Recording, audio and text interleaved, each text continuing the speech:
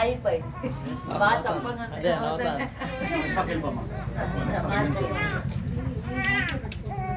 ఓకేనా.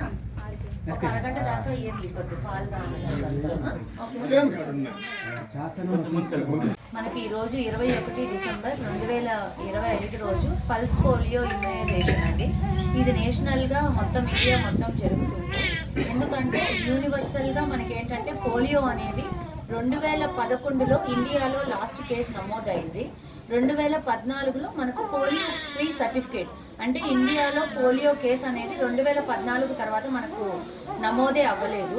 మనం ఏంటంటే ఇయర్లీ ఇమ్యునైజేషన్ చేయడం వల్ల ఫర్దర్గా పోలియో అనేది రాకుండా అరికట్టుకుంటాము.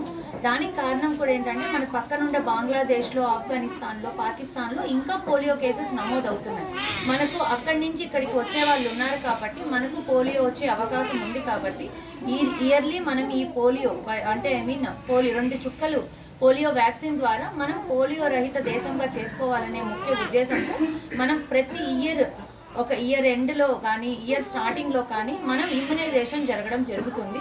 దానివల్ల మన పిల్లల్లో 0 to 5 years అంటే పుట్టిన బిడ్డ దగ్గర నుంచి 5 సంవత్సరాల పిల్లల్లోపు ఎవరైతే ఉన్నారో వాళ్ళకందరికీ ఈ వ్యాక్సిన్ ఇవ్వడం వల్ల మనకు పోలియో అనేది రాకుండా అరికట్టడం జరుగుతుంది.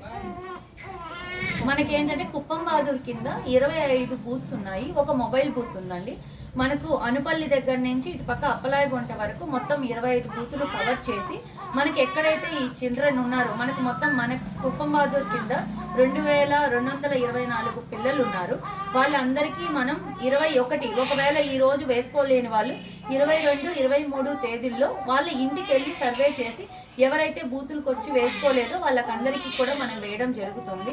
తద్వారా మనం ఏంటంటే మనం ఇక్కడ పోలియో రహిత దేశంగా చేసుకోవాలనేది ముఖ్య ఉద్దేశం.